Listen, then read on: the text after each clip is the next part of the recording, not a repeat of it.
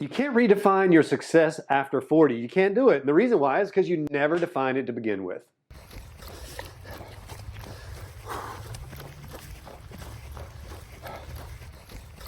Hey, welcome back. This is Kevin. Sorry for being so blunt at the start of this video, but I want to make a point here. The reason most people, after they hit 40 and beyond, they have trouble gaining success is because they've never defined success to begin with, and they're hearing all the gurus say, redefine your own success, reshape it, do all this thing, and you can't do that to something you didn't understand to begin with.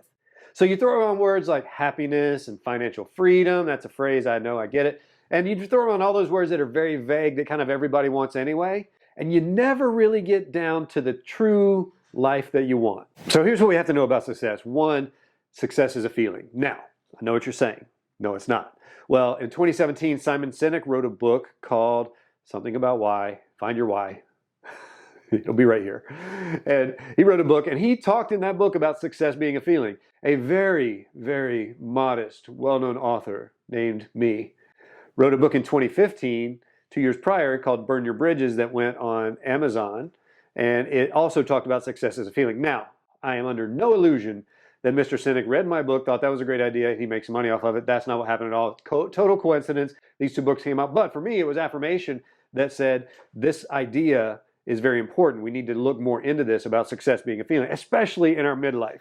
So what makes success a feeling? If you think about it, everything you've ever done in your life, good, bad, or indifferent, and when you got that feeling of I did a good job, you go volunteer to soup kitchen. You feel good at the end of it. You feel like, I really contributed today. I really did. That's success. That is success. You coach a child's soccer team. You get an award. You write a good paper. You make a lot of money. All of that can be success, but it's the feeling around it, not the stuff that we get, not the accolade or the achievement. It's how we feel about ourselves that makes it successful. I guarantee I'm going to mess the word success up at one point. And when we realize that success is a feeling, not a finish line, we get it. And we say, okay, it's a feeling, which means I have it. And now I can claim my desire. Because ultimately, if we boil it down, the reason people don't have success is because they're not clear on what they're pursuing. They say, I want to be successful. Okay, what does that mean? I want to be happy. Great. What makes you happy? So the clearer we can be around success, the easier it is for us to achieve it. And if we micro that down, it becomes very achievable so that we feel successful. And that's really what we want. It's the feeling of success that we want, not the stuff. But ultimately what we're talking about is your ability to claim your desire.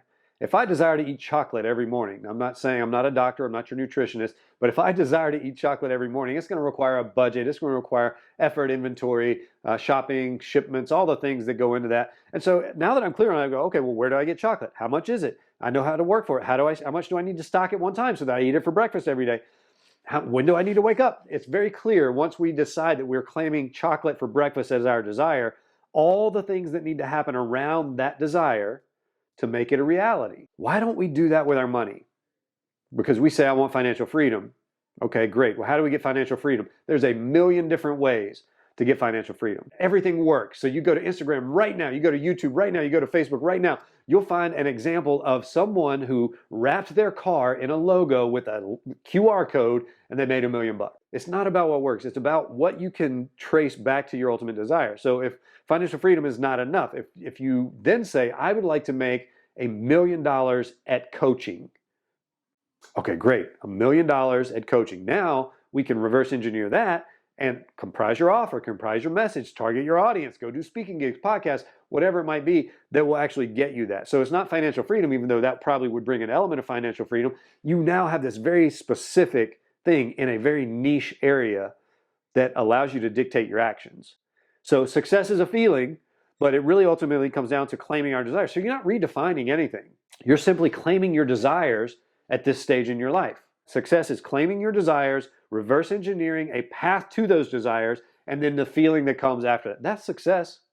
But if you never say, I want to make $1 million at coaching, if you just say, I want financial freedom, your brain and your body and your soul will fish around for the easiest thing. So really consider that. Success is a feeling. I've proven it. Simon Sinek's proven it. You've probably proven it. All right, so I hope this was helpful. As you look at success, especially in your midlife, it's not redefining anything. It's simply getting clear on what your desire is current day. Because my desires at 25 are a lot different than my desires at 49. I'll be honest. They really are. But if I'm constantly clarifying my desires, my version of success, and I'm looking at the feelings, when do I feel successful? Do more of that. If I'm really doing that on a constant basis, then I stand to be very successful for the rest of my life. If I'm constantly reaching for what they say success is and what they think I should have or what I can explain at a dinner party, like, oh, financial freedom is what I want. Oh, me too. Everybody wants that. It's not specific enough, so you can't reverse engineer a path to it. But if you claim those desires, reverse engineer a path to success, you'll find that, I think I just did it. I think I just messed up the word, didn't I? Well, it took this long, so give me a little credit. If you claim your desires, get very clear on your version of success, then you can easily reverse engineer your path to it. Hit the comments with any questions. This has been a fun video. We'll do more of these as well. My name is Kevin. We'll see you next time.